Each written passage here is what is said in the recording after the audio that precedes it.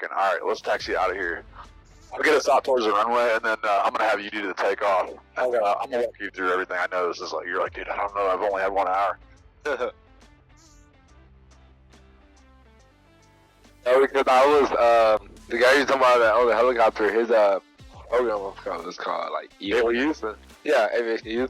Yeah. The first thing they taught us was taxiing. Like we weren't even on the simulators. We weren't even flying yet. We were just taxiing. Yeah. So I was like, when are we gonna fly? When are we gonna fly? I didn't realize how important taxiing was. So yeah, it's pretty important. So, what did you think of that Gateway Youth Program, Mike? I loved it, man. I wish I could. I was telling more people about it, but you know, at my school, it's not really nice. We were interested in aviation. They're like a little bit, but every time I find a kid who was interested in aviation, was dude, I know a program you should try. And yeah. You know, so it was amazing, man. I really liked it. I'm looking outside. You can tell it's harder to see out of a tailwheel because of the way we're sitting like this. It is. St. Charles traffic. Got like a 675 crossing runway 18 approach in St. Charles. Oh, that's another thing. I need to learn the terms, man. Like the radio. Yeah, I need to learn that.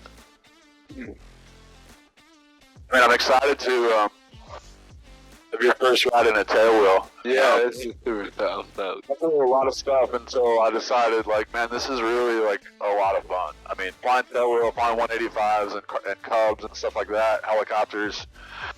Everybody wants to go to the jet and the heavy iron. Yeah. But the reality is, a lot of guys that go do that, they come back to this type of flying, and they're like, man, this is where it's at. Yeah. Beautiful. Yeah.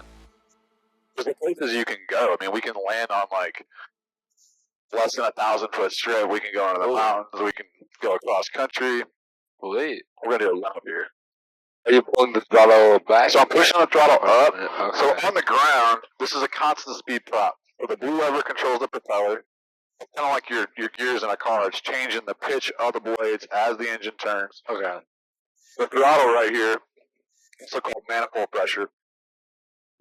On the ground, there's a governor that controls the propeller pitch based on RPM. Okay. But on the ground, they're reversed because you're off the governor, so it's a little confusing. But so on the ground, we're looking at the throttle, but we're actually checking our RPM. So I'm going to turn my mags off, one mag at a time. What we're going to do is we're going to listen for a drop, and we're going to watch for these to rise. You see how they're all rising? Yeah. Our ignition's working, and we're not getting a big RPM drop. We're going to go back to both. We're going to watch the RPMs climb up. We're going to watch that decrease. Then we're going to go over to the left side. We're watching them climb again. We didn't get, like, the engine's not running rough. So you have 2 sets of spark plugs in each cylinder. Your car only has 1. Okay. And so in an airplane, it's a backup system. Then we check the prop. So we're going to pull this, and we're going to hear a sound, and we're going to watch the RPMs decrease. When we hear that, those blades are going from a flat pitch, high RPM, to they're taking a bigger bite of air, which slows the propeller down, right? Okay. So for takeoff, we're kind of full forward there. But all of our temps are good. We're ready to go. I'm going to walk you through this takeoff. All right, so reach down, grab your flaps. You're going to push in on this, and it's going to click one, and then it's going to click twice. And that's what we want to do for takeoff. So go ahead and try those flaps, man. Let go of that thumb. Yeah, right there. Cool.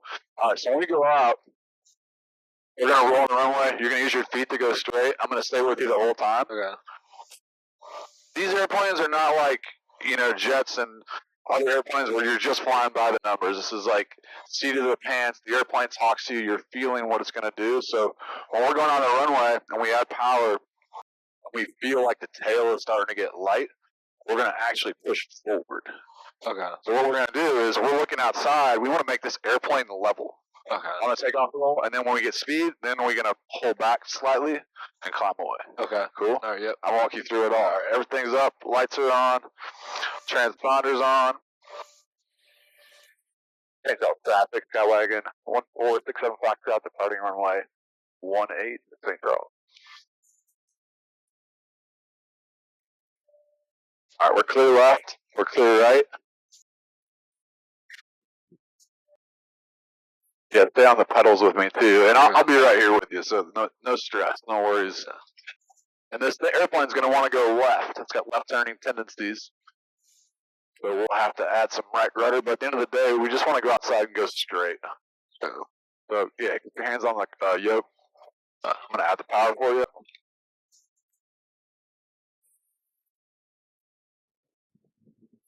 as we start going, right there, see, I want to go left, right pedal. The tail's getting light. Push forward, push. Right there. Now come back. Come back. Yeah, nice. All right, now we want to look outside. I want to see about like that, where I can still see over the nose. Okay, with some flaps. As I dump those flaps, the nose is going to pitch down, so pull back. Okay. Good job, man. So you're a natural. Hey, you. What do you think of this thing compared to like, what you flew like a 172 or what kind of airplane? Yeah, I flew a 172. I got a picture of it back here, but it's that plane. Does it feel heavier than another plane that you flew? Yeah. It's like kind of like a trip pickup truck. Yeah. It definitely feels a little heavier. So let's make another right-hand turn and go north. So north is basically tracking these roads. Okay. Right, turn right. So, Big Tango 10 to the east, landing St. Charles. Hey, Comanche, this is Skywagon 1467 Foxtrot. We are coming right now and be departing to the north from St. Charles, 1,500 St. Charles. Roger, we'll be looking for you. So, and we were talking before, like, tell me a little bit about, like, what are your dreams and, like, how did you even think about, man, I want to go fly? Like, what was the first thing that you saw? And you're like, oh, I want to learn about this. Oh, yeah, it was definitely Top Gun. I mean, I've heard about pilot and aviation and whatnot, but Top Gun and all that shit, I was like, dude, this is amazing. But at the time, I didn't really know about how big the aviation industry was. Yeah. And so I was just started Googling and started learning. Then I went to Dave's the flight program. Yeah. And at the Gateway U. Yeah, Gateway U. And I was going, yeah, and it was amazing, man. It really opened my eyes. What kind of stuff did you learn at Gateway U? Like you did a simulator program on the ground? Yeah, so we did taxiing. We just really learned about the avionics of it, and I feel like that was the most important part. Because everybody thinks, okay, let's go flying. But you need to know the avionics, how it works, the temperature, the weather, and all that, and that depends on that dictates how you fly. And so he taught me that. It really just how to get the depth of the plane, learn how to feel the plane, not just fly it. You know what I mean? Yeah. I feel like that really opened my eyes to more of a connection with aviation, more than just a job. It's really just a love for it. Sure. I feel like that's what I really loved about that program. And then from there, I just wanted to learn more about branching off of just piloting or just flying to the like I said, like sales, law, engineering, just all the different types of career fields in aviation. So yeah. Well, yeah, you mentioned having an interest in like possibly selling airplanes too. Yeah, That's cool. Yeah, that's what I was saying. You know, for me, traffic, man, 7-3, this guy's coming in. Let's see where he's at. Okay, he's to the east. I think we'll be out of his way. Base for runway 18, St. Charles. Hey, St. Charles, Skywagon 675. We're crossing the river 1,900, and we're going to stay west of the extended center line, runway 18, St. Charles, West Palm. Everything. We'll turn this off because we'll get a bunch of nonsense in our ear. Yeah, that's kind of like me in that I was really passionate at your age and wanted to learn how to fly. I was like, man, it's expensive. Like, how can I afford it? How can I put it together? And like, is there a way to actually make money doing it? Yeah. And for me, it was after 9/11. My buddies were like, yeah, we're a first officer at a regional airline making $18,000 a year. Yeah. Living in a crash pad with 5 guys. I was like, how can you? That doesn't even make sense. So I got into aircraft sales. Yeah, and it was actually through a church connection. I had my grandmother knew a guy that was a demo pilot, so he was flying the brand new Citations and taking the sales team and the customers on rides, and then he introduced me to the manufacturer. I think sales, so that's. I think sales is a great way to get into aviation because you look at just flying. I mean, you got to put down at least over $100,000 just to become a commercial pilot. But in sales, it's different because it's different the skill you're using, and me personally, I just look at it not just selling a product, but more selling a connection, selling a way of life. Yeah. And that makes it a whole other experience. You know, I actually am passionate about the aircraft, passionate about aviation. I know the experience that comes from flying is just an amazing and unique experience, and I want others to experience that. I just being able to articulate that to other people, and allowing them to experience the same thing that I've experienced is a blessing, man. I really just enjoy doing that. So I think that's a great career to be in for sure. And by the way, you can turn, you can kind of go, if we just keep going generally north, you can go wherever you want. You see something, make some turns, mess around, like, That's sweet. yeah, this thing's super stable. Yeah. I do what you mean by like more like it feels like a pickup truck than just a car. Yeah. It's more heavier. It's a heavy airplane. Even flying a big jet and you get in this thing, you gotta use two hands when you're taking off and landing it. It's not it doesn't fly like it looks. So So what have you thought about, like, if you went the pilot route, like what do you think the path is there? If somebody's interested your age in aviation, like how do you do it? Yeah, so if you're a teenager, the best thing I can say is talk to as many people as you can. Go to conferences, go to flight program. One thing I learned from Dave was people who fly are very interested in helping young people fly. 100%. It's not just like, oh, well, you know, you're too young. You're not. They're like, oh, you want to fly? We'll take you this weekend type of thing. Yeah. So it's really not too hard to get in. It's just really intimidating. So I would just say first you could ask around. Second thing, do your research. Learn about the plane. Learn about which one to fly. If you want to fly, some people don't like being in type places or whatnot, but that doesn't mean you can't get into aviation. You can never fly a plane and still be engulfed and love aviation. Yeah.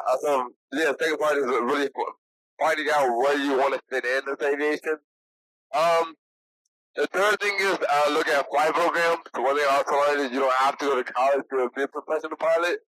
So just look at flight programs, local flight programs, and the price can be intimidating, but they have a lot of scholarships out there for that, and a lot of different opportunities, and internships and stuff. So really just engulf yourself in it. Just dedicate time, dedicate just your whole, time and just everything you can to it. And the more you fall in love with it, the more it just seems like a piece of cake. And yeah, so just really find your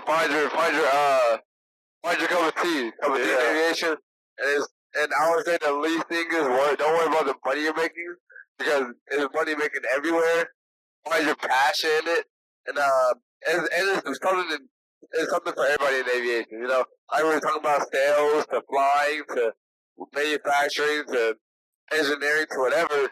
I mean, flying is it's not for just one set of rules or one set of way of life. There's multiple different things that you can do, you know. And I feel like that's the part that really encourages me about aviation, is there's multiple things that I can go into. Allow me to expand my horizons within aviation. So, yeah. And you're thinking about military, you think, too, or not? Yeah. So definitely Air Force or Navy, two of the main two of the main plane branches. I mean, you can't go Army for like helicopters or whatnot. Yeah. But I'm more of an airplane guy, so I'm definitely looking at the Air Force.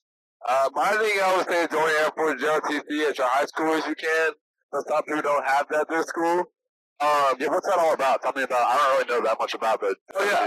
So JLTC is like ROTC, which is Reserve Officer Training Corps, but for people in high school, right? So in order to become an officer, you have three things you can do. Yeah. You have to you have to have a bachelor's or go to OTS, Officer Candidate School, or OTS, Officer Training School. I think one of those two, depending on the branch you go to. Yeah. Or you have to go to college and go to ROTC, so I'm more than likely taking. Or you can go to the Air Force Academy or an academy, or an academy that they have. So for me, JRTC is like the high school version of ROTC. So it's like a class you take, in which we just learn more about the structure of the Air Force. Right now, we're actually learning about different careers in aviation, which is very useful for me. So yeah, that's great.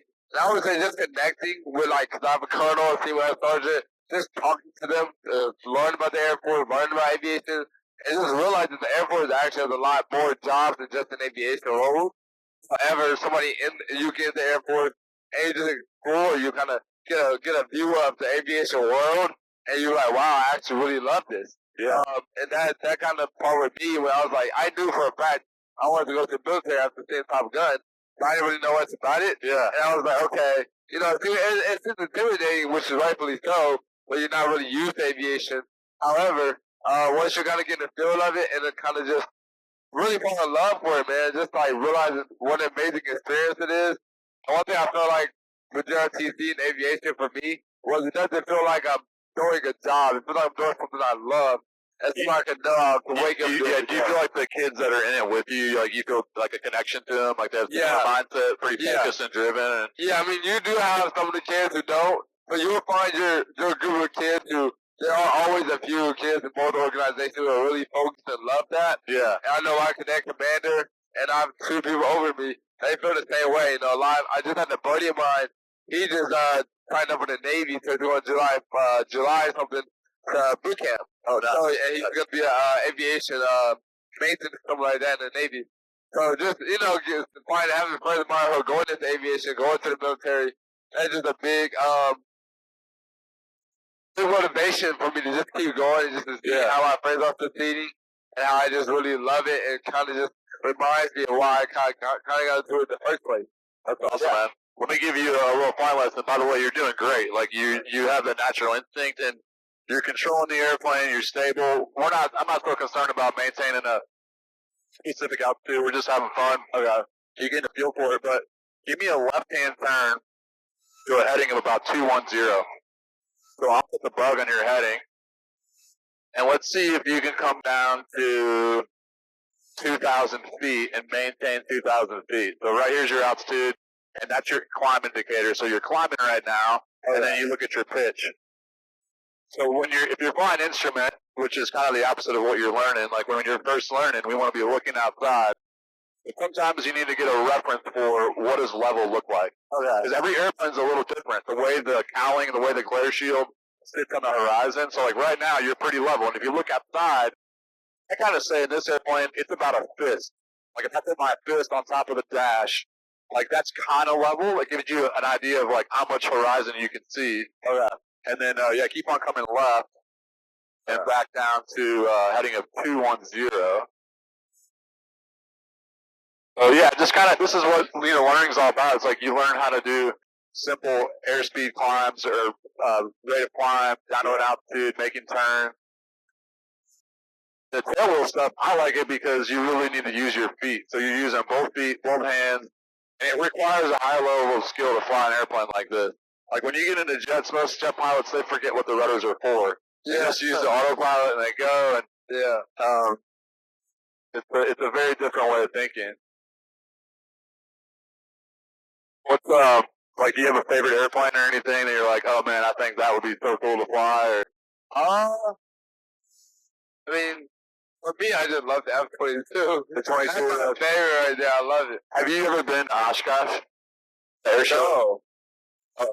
We got to get you up there, man. It's the third week of July. Do you know anything about it? Is it like up in Wisconsin? Yeah. I've heard about it, but no, I've never been. But yeah, I do really want to go. So I had never been until maybe 7, 8, 9 years ago. But it's crazy. Like 600,000 people will show up. You'll have 10,000 airplanes.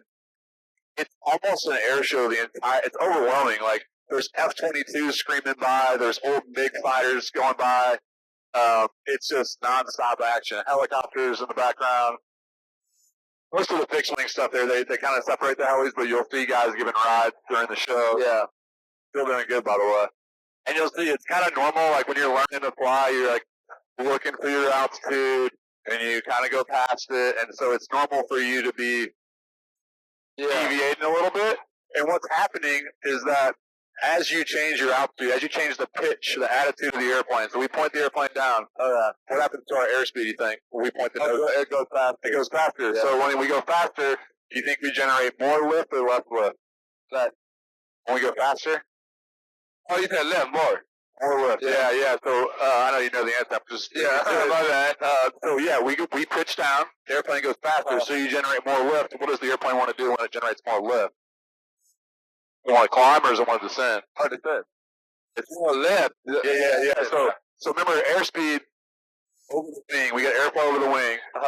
It's directly proportional to how much air is moving over that wing. Yeah. So you pitch down, the wing generates more lift. So all of a sudden, you're kind of pitching down, you're doing good, and then the airplane wants to level out. Does that make sense? That's why you kind of fighting it back and forth. But you're doing great, dude. We're on 210 almost and 2,000 feet. Like, Man, you picked this up at Harvey.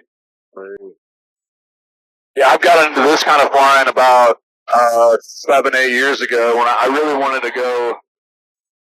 Bush flying is, to me, it's kind of like four-wheeling or overlanding adventure, going into airports that like you couldn't go to in a Cirrus or a Bonanza or certainly a jet. Yeah. And so to me, this airplane is about adventure and about exploring and going to places like going to Idaho and seeing strips that you have to get there on horseback, or you have to take like a raft and float 4 days to get to some of these spots, and you can see amazing places. Yeah.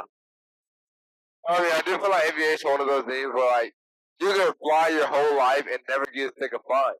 Yeah. You know what I mean? Like, some people do jobs so long they don't like it anymore, but aviation never seems that way. I'd be like 80, 90-year-old pilots. But like, oh, I love it, man. I do it. You know, if I have this life, I do it all over again. You know, just seeing the joy they get from just talking about it. Yeah. It really just makes me different. You know, I don't really see a lot of people talk about their jobs like that. So definitely. Give me about 20, right? We'll head back to the airport and do a couple bounces and mess around. Okay. Landing is taking off an airplane. Teach it pretty quick. Landing, it takes a few more tries to figure out landing out. Yeah, if you roll level right about now, you're pointing at the hangars. You see the hangars across the bluff in the distance? Yeah. It gets kind of hard. You know, once you start flying, you get an idea of what to look for an airport, but even professional pilots have a hard time sometimes seeing the airport. If they're a corporate pilot, like I flew corporate, you know, you're going to airports, so like, man, we've never been here before. We don't know where the FBO is, so you got to do a little research. Airline guys, they go from the same gate and the same airports and the same route, so they're expecting the same things to happen where you're doing this kind of flying or you're flying corporate. It's more dynamic, but you also have more responsibility. Yeah. You know, the corporate guys, like, you're doing your own fuel planning, you're deciding where to buy fuel, how much. Yeah. You're doing all your flight planning on the road. The airline guys, dispatch is going to give them, here's your fuel load, here's your flight plan, here's your weight balance. Yeah. You just show up and fly the machine. Oh, yeah. So did you ever, like, I mean, you do the stuff with Gateway U, but what do you think of all those helicopters? Like, were you like, oh, this isn't for me, or? Cool. Well, the thing with helicopters is, what kind of deterred me... 1,500 feet. I see. What kind of deterred me with helicopters is kind of funny. Well, all the movies, it's really the helicopters that get hit down. So I was like, I don't know. No, but really, helicopters are really cool. I do like them a lot. I feel like my main focus has been playing more because that's the career I want to go into. Yeah. But I do think helicopters are really thick. I think they're really nice ones, really fast ones, and different kind of different versions of helicopters. So some appear to be better more than others, but I feel like aviation overall is just really cool. Coming out around anything with a rotor and a wing, I'm like, you ready to go? Yeah, so I went on a helicopter ride once in like a Apache or something, not Apache. It was a helicopter plane though. I was like, this is the coolest thing. I went into runway 9 landing takeoff. Hey, one second, we're going to call this guy because he's pretty close. Yeah, St. Charles traffic, Skywagon, 67 Fox, about 4 miles north and east, looking for 191. I got him in sight. He's right up the horizon. Yeah, off the river now. 67 Fox got you in sight. I like to tell people when I have them in sight. Some people don't do that, but especially when one has you as well. We got to we're converging with this guy at a similar distance. So, you know, when we don't have a tower, you want to make, my opinion is you want to make contact with that guy, work it out, make sure he's aware of you. Yeah. Right? A lot of times they don't specifically tell you to do that, but yeah, you know, when we've had these accidents where people are having collisions, we need to be more thoughtful about how we communicate and being 100% sure you know that he sees you and he knows that we see him. Yeah. So just make a right-hand turn and we'll come behind him and then we'll just broadcast that.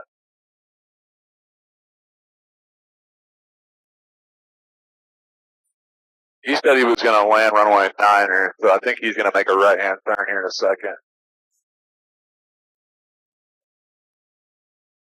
And okay, now he's turned to right, so he's going to make a left-hand traffic landing back to the east. Perfect. Right. One is in left downwind for Niner. Yeah, he's going to come back that way a little bit. All right. Okay, St. Charles traffic. Skywagon 675. Left downwind on my Niner as well.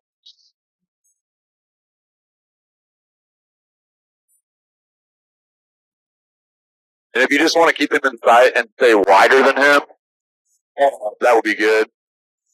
So, yeah, you got him right there. Yeah, you just kind of point towards him and then roll your wings level, and then we'll pick up when he turns right here. All right. So just kind of keep your altitude. You're like 500 feet, so just take the nose up a little bit.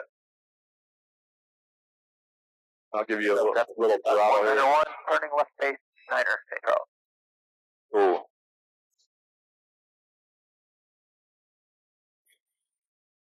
And we're likely faster than him. I think he's in a Cessna, so. Okay, yeah.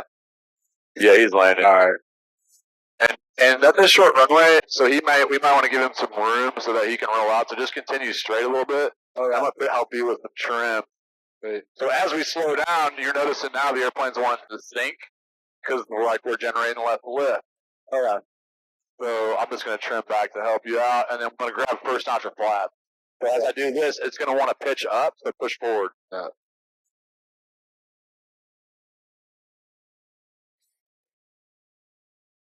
The nose come down a little bit, and then keep your turn going around to the left. The nose fall just a little bit. You're doing great, man.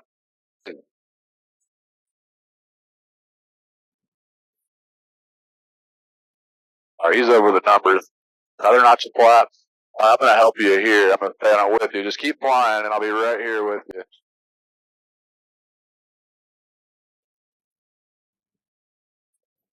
All right, so we'll start coming down now.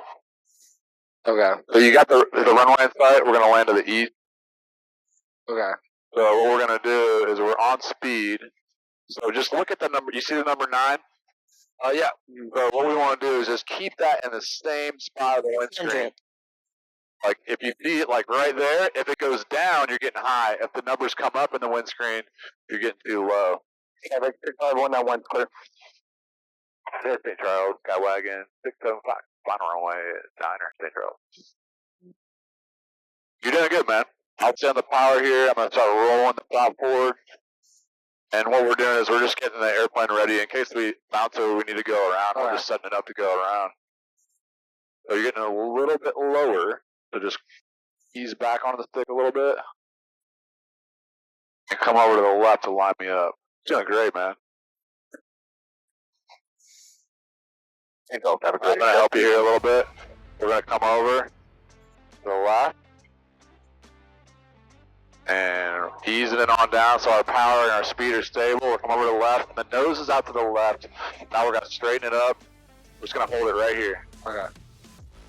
Come on back, come on back, come on back. There's the wheels. Now we come forward. The tail is still flying, right? Loud and clear. And now the tail's coming down. Now when the tail comes down, now we come back. Oh, okay. No, you're doing great. So the reason you come back in the tail wheel with the yoke, our tail wheel turns when we press the rudders. Okay. So you're trying to put pressure on the bottom of that tail. Make sure you have steering. Okay, that makes sense. So usually I'm just pushing it forward. Yeah. Nose now. It's different. Yeah, you got it. Let's see if you can taxi me back to runway 9er. So get your foot on those rudder pedals. I'm right here with you.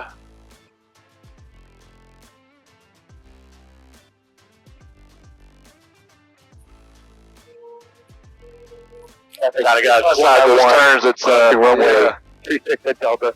Right here with you. So kick a little left rudder to get that tail straight turned.